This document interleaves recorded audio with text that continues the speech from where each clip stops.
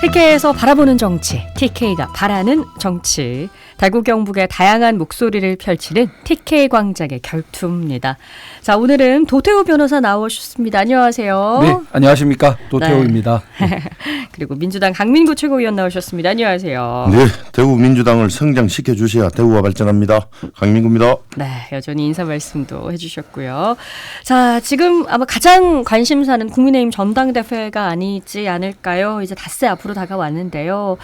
이 전당대회 과정에서 배신자 프레임에 폭로, 폭력까지 좀 뭐랄까 국민들이 안 좋아하는 그런 모습들이 좀 많이 나온 것 같아요.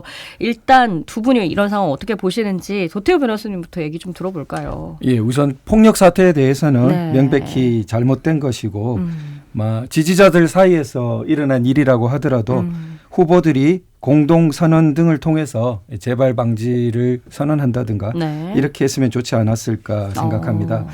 또 그 국가 미래 비전과 정책을 통한 구체적인 구현 이런 부분이 좀 더 심도 있게 진행되지 못한 부분은 저도 아쉬운 부분이라고 이렇게 생각합니다. 그렇지만은 당정 관계의 신뢰 문제라든지 후보 검증 차원에서 이루어지는 모든 일들을 잘못된 일로 이렇게 도매금으로 넘길 수는 없다 이렇게 생각됩니다. 네, 후보 검증 절차는 당연히 있어야 되는 건데 정책과 비전이 좀 부족했던 부분은 어쩔 수 없이 좀 뼈아프게 받아들이고 있다 이렇게 얘기를 해주셨고요. 예, 이번 주에 전 세계적으로 특히 우리나라에서는 두 가지 사진이 아주 히트를 쳤습니다. 네네. 하나는 미국의 트럼프 대통령 저격 사진, 총알 딱 있는 사진하고 이번에 국민의힘 전당대회 하면서 의자가 날아다니는 체어샷 하면서 이 두 가지가 아주 화제가 됐죠. 그리고 지지자들끼리 또 6탄전까지 벌어지는 걸 보니까 이게 제가 80년, 90년까지는 봤는데 90년대까지는 이런 현상이 참 모처럼 만에 나와서 심각하구나. 지금 국민의힘 전당대회가 나경원 후보께서 분당대회라 하던데 잘못하면 폭망대회도 될 수가 있겠다. 이런 생각까지 들고요. 최근에 여러 사건들이 지금 밝혀지고 있는데 한동훈 후보가 여론조성팀을 법무부 장관 시절에 했다. 어제는 보니까 또 한동훈 후보가 나경원 후보가 패스트트랙 공소 취하해달라고 부탁했다. 나름 풍모전이라고 볼 수 있죠. 이렇게 하니까 이거는 정말 국민의 한 사람으로서 정말 이래도 되나? 우리 그래도 21세기 들어와서 대한민국이 정치적인 수준까지 발전했는데 좀 심하다 이렇게 생각하고 있습니다. 그러니까 전체 퇴행의 일보다. 네. 좀 말씀이 기셔서 저도 조금 길게 해야 되겠는데요. 우선은 물론 폭력 사태는 잘못된 겁니다. 그렇지만 정치 세계에 있어 가지고 여러 가지 논쟁이라든지 격렬한 어떤 싸움의 형태를 띠고 있는 것 자체를 불온시하는 것은 맞지 않다고 생각되고요. 어떤 언쟁의 내용 그리고 방향성 이런 부분이 중요하다고 생각되고 특히 이번에 조금 격화된 이유는 선거 백서가 미리 좀 공개가 됐더라면은 그걸 가지고 여러 가지 논쟁이 이루어지는 방식이 가능했을 텐데 그런 부분이 좀 아쉽다고 생각이 들고요.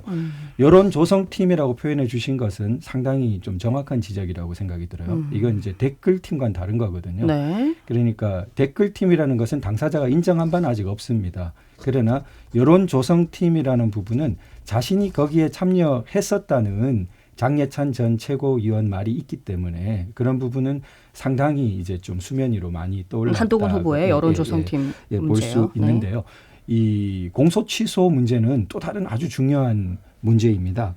이게 이제 청탁금지법 위반이 소위 김영란법 위반이 될 수 있느냐 문제가 있을 수 있는데 한 후보가 이야기하듯이 즉각 거절했기 때문에 자신은 그 법 위반이 없다. 그 다음에 나 후보 관계되어서 나 후보가 청탁을 했느냐 이런 부분은 사실 한 후보의 표현으로밖에 나와 있지 않고 나 후보는 자신은 그 기소의 반헌법성을 지적한 거다 이렇게 이야기하고 있습니다. 근데 만에 하나 그것이 소위 구체적인 어떤 김영란법이 다루는 재판에 관한 이야기다 이렇게 된다면은 그렇다 하더라도 그 김영란법에는 예외 조항이 있습니다. 뭐냐 하면 제3자의 고충 민원을 전달하는 것은 위법 사항이 아니게 돼 있어요. 네. 그러니까 지금 그 패트 위반으로 네. 그 보도에 따르면 24명 당시 의원과 3명의 보좌관이 그 자유한국당 계열만 보더라도 기소된 사안입니다. 네. 그러니까 그 사안에 자신이 포함되어 있다고 하더라도 그걸 어떻게 당시 원내대표였던 나 대표 입장에서 봤을 때 제3자의 자기 문제라고 할 수 있겠습니까? 그 부분이 이제 그 만에 하나로 가더라도 법 위반으로 보기는 어렵지 않냐. 이게 또 덜 알려진 사실이 네. 5년째 재판 중이에요. 만약 이게 명백한 패스트트랙이요? 법 위반이 있는 사안이라면 이렇게 5년째 아직까지 재판 중입니다. 그러니까 그때 다루었던 내용이 공수처법, 연동형 비례제법인데 연동형 비례제 문제 많다는 거는 민주당도 인정하고 있는 바고 공수처도 그 제대로 기능하지 못한다는 게 전 정권 때부터 많이 저희가 뭐 문제가 됐습니다. 패스트트랙 문제까지 다룰 수는 없을 것 예. 같고요. 네네네. 시간 관계상. 뭐 일단 김영란법을 위반하지 않았을 것이다. 그렇기 때문에 큰 문제가 없다. 그러면 사법적 문제까지 갈 수 있는 사안은 아니다. 이렇게 보시는 건가요? 네, 그렇습니다.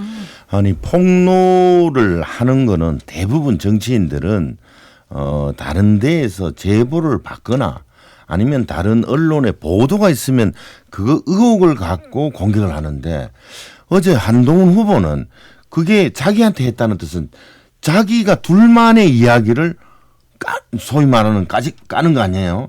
나 이걸 보고 한동훈 후보가 지금 1등을 달리는 주자라는 생각을 많이 하고 있다가도 이번 그릇 사이즈가 이렇게밖에 안 되나. 제보를 받거나 다른 사람 3자 얘기를 전달하는 걸 충분할 수 있는데 너와 나 이렇게 이야기하는 걸 이거 오픈하는 걸 보고 이 사람 참 그릇 사이즈는 내가 보내 작다 이렇게 생각합니다. 대세를 달리고 있는 1위 후보로서는 예. 하기 어려운 행동이지 않았나 이런 의견을 보이시는데. 진짜 그렇습니다. 예. 예, 소위 그래서 국민의힘 내부에서도 한동훈 리스크라는 말이죠. 예, 나오고 있는 부분인데 제가 조금 더 생각해 볼 때는 네. 그 한 후보가 독특한 부분이 좀 있으신데 이게 뭐냐면은 좀 무오류 스탠스가 있으시거든요. 예, 그러니까 자신은 절대 그 오류가 없다. 오류가 예, 과거에도 없었고 현재도 없고 야. 이런 그런 부분은 그 정치적으로 봤을 때 네. 사실 우리 정치라는 건 때묻은 인간들의 세계입니다. 예, 약점이 있고 다 약점이 없는 선함도 인간이 있지만 없죠. 예, 네. 악함도 있는 것이 그게 정치 세계의 인간이고 그런 부분에서 그 이 종합적으로 그러나 종합적으로 우리가 지혜롭게 판단해야 되는 것이 정치 세계인데 그런 부분에서 좀 독특한 화법 이런 부분도 그런 거 연결돼 있지 않나 좀 생각이 들어요. 정치인 한동훈으로서. 아니 도 변호사님은 한동훈 후보 지지자가 아닌 모양이에요. 아니요, 한동훈 후보는 이제 국민의힘 계열에서 예. 네. 예, 중요한 역할을 하고 계시죠. 지금도 뭐 1위 뭐 조사를 달리고 네네네네. 있고. 예, 그러나 뭐 정치인에 대한 어떤 정치적인 그 여러 가지 모습에 대한 객관적으로 반성이나 봤을 부분은 때 뭐 말할 수 있는 거 아니겠습니까? 또 정치 다 우리가 다 정치 얘기를 하고 있으니까 정치인으로서의 한동훈을 저희가 한번 평가를 해봤다 이 정도로 한번. 더구나 제가 생각할 때 그런 부분이 중요한 이유는 네. 그 이재명 대표에 대한 우리 여러 가지 이제 논란이 많은데 소위 사법 리스크 부분이 있지 않습니까? 그런데 저는 그렇게 생각합니다. 이미 정치인 이재명 대표라는 것은 현실 아니겠습니까? 그러나 사법 리스크도 현실입니다. 그렇다면 이것을 종합적으로 그렇게 보면서 논의가 이루어져 가야 되는데 그거하고는 네. 조금 다르다고 생각하고요. 네, 어쨌든 제 맥락이 여당에서 계속 이재명 사법 리스크라고 얘기를 하고 있는 시간이 벌써 3년, 4년이 지나가는데 소위 말해서 아무것도 나온 게 없잖아요. 그래놓고 계속 리스크가 있다고 얘기하는 거하고 이거 한동훈의 또 다른 지금 댓글이라든지 아까 그 여론조성팀 네네. 운영했다든지 여러 가지는 이제 실질적으로 내부에서 이야기하고 있어서 아주 일종의 근거가 내부 폭로라고 봐야 예, 될까요? 근거가 거의 명확하다는 생각이 많이 드는 거죠. 그 근거 이상은 뭐 저기 위증 그 교사에 대한 녹취라든지 뭐 너무 상식적으로 나와 있는 게 너무 길게 얘기 안 하는 게 좋지 않을까요? 예, 뭐 저희들은 뭐 국민의 힘이 아니라서 이제 세간에서는 국민의 짐이 돼가고 있구나 이런 이야기도 하잖아요. 국민의 짐까지 얘기가 나왔습니다. 일단 정당대회 이후에도 아마 이게 조금 주요 현안이 될 수 있지 않을까라는 국민들의 또 우려랄까요? 그런 부분들이 있기 때문에. 네, 국민의힘에는 네. 힘이 없고 민주당에는 민주가 없다는 말, 세간의 말도 있습니다. 뭐 서로 뼈 아픈 말들이 있지 않을까 그렇게 생각합니다. 네, 넘어가서 이제 어제 이철우 도지사가요, SNS를 통해서 과거 대통령과 당대표 간 관계가 틀어지면은 정권 재창조에 실패했지 않냐, 뭐 이런 언급을 했단 말이에요. 이게 아마도 한 후보를 겨냥한 게 아니냐, 이런 얘기가 있는데 어떻게 보셨습니까? 그것도 그렇다고 보여지고요. 대구를 대표하는 게 홍준표 시장, 네. 경북은 이철우 도지사인데 네. 홍 시장만 지자체 계속 부각이 되다 보니 아. 나도 국민의힘 지지가 높은 경북에서도 한마디 해야 되겠다 생각하신 것 같고요. 지지세가 높죠. 예, 네. 이참에 조금 명백히 달리입니다. 이참에 자기 이제 인지도도 어. 당신의 인지도 더 높이겠다는 이런 생각을 하고 있는 것 같아요. 당내 그럼 기반을 좀 넓혀보겠다 이런 의도. 그렇죠, 당연하죠. 정치인은 항상 그 뜻이 있고 목표가 있고 그분 또한 오랫동안 정치를 하신 분이니까. 사실 중앙무대에서는요, 광역단체장을 하면요, 사실 잊혀져요. 제가 한 달 반 이상 중앙무대에 가보니까 지역 이야기가, 지방 이야기가 거의 안 나와요. 그러다 보니까 간혹은 한 번씩 해줘야 되는데, 홍 시장만 계속 부과되니 나도 좀 하겠다 하는 거고, 또 그분 스스로도 조금 그 애당심에서 그런 말을 할 수도 있겠다 이런 생각이 듭니다. 전 조금 달리 보는 게 이제 말씀하신 것처럼 광역단체장으로서 중요한 정치인입니다. 그렇다면 정치인이 발언을 할 때 자신의 지지 기반이라든지 그 민심을 이렇게 생각하면서 말을 하게 되거든요. 네. 그렇다면 왜 대구광역시장과 경북도지사는 이런 말들을 하고 있을까? 저는 대구 경북민들의 상당수, 그게 전체는 아니라 할지라도 네. 많은 분들이 탄핵 트라우마를 갖고 있는 것이 현실이기 때문에 아. 그리고 제2 탄핵 사태와 같은 것이 나타날까 봐 굉장히 우려한다. 그러면은 제2 탄핵 사태가 나타날까 우려하는 핵심에는 당정관계의 파탄, 대통령과 당대표 간의 심각한 갈등 이런 것들이 예전에 보니까 굉장히 심한 안 좋은 결과로 나오더라. 그러니까 당정 신뢰의 회복이 중요하다. 그래서 대통령의 당무 관여는 어느 정도는 당헌상 보장되어 있는 것인데 네. 그 일체를 당무 개입으로 몰아가고 또 심지어는 그런 부분들이 뭐 국정농단이라는 표현까지 이런 선거 과정에서 나오고 하는 것들이 심각하게 우려되는 상황이다. 그런 표현들을 뭐 정치인으로 사신 것이 아닌가 그렇게 생각합니다. 뭐 한 후보에 대한 생각은 그러면은 한 후보에 대한 우려심을 나타낸 거라고 우려하고 있죠. 하고 있다. 대표적인 게 홍 시장이 그렇잖아요. 홍 시장은 홍 시장과 이제 이철우 지사가 맨날 같은. 때리잖아요. 그렇죠.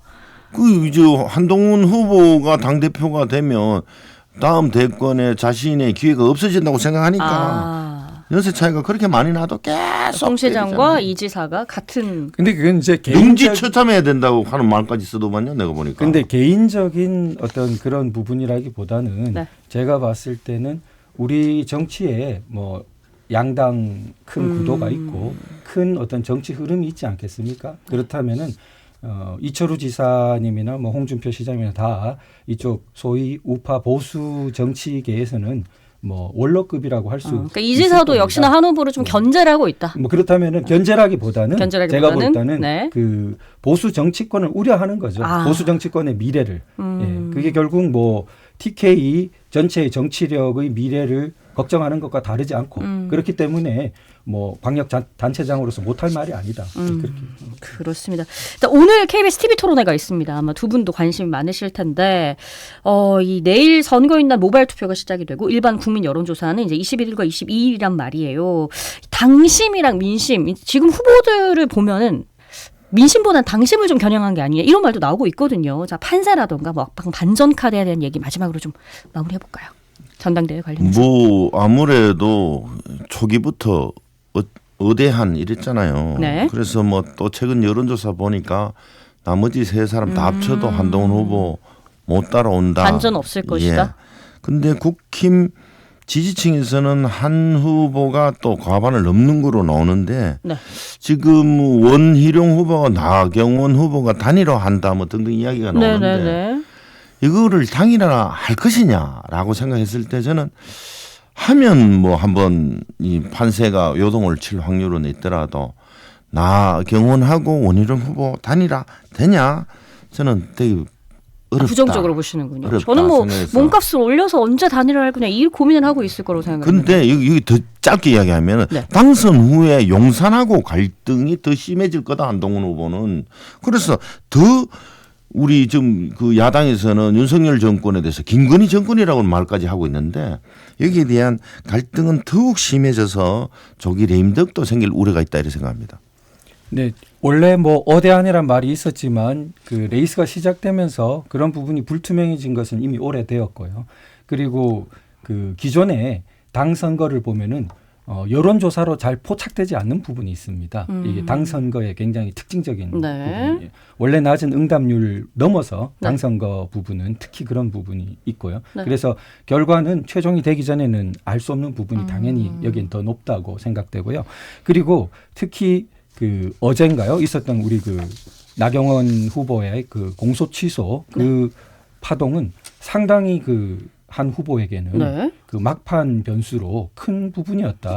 네, 그렇게 좀 생각이 듭니다. 근데 보통은 있잖아요. 우리 선거 전문가들 쭉 이야기하는 거 보면 우리 총선이라든지 단체장 선거를 보면 2주 전에 유권자가 결정한 거는 거의 안 바뀐다라고 생각해요. 그래서 아주 적극 지지층 강성 국민의힘 당원들은 거의 바뀔 소지가 없고 저는 다른 후보들은 일반 20%지만 네. 일반 민심에 그 소구하는 게 지금 좋겠다. 뭐 국민의힘 전당대회 때문에 정치권의 모든 이슈가 다 거기에 쏠려 있어서 저희가 오늘 지역 정가 얘기를 좀 못했는데 다음번에 모셔서는 저희가 지역 얘기도 좀 나눠보는 시간 갖도록 하겠습니다. 오늘 TK 광장의 결투 도태우 변호사 그리고 민주당 강민구 최고위원 두 분과 함께했습니다. 고맙습니다. 네, 감사합니다. 감사합니다. 네.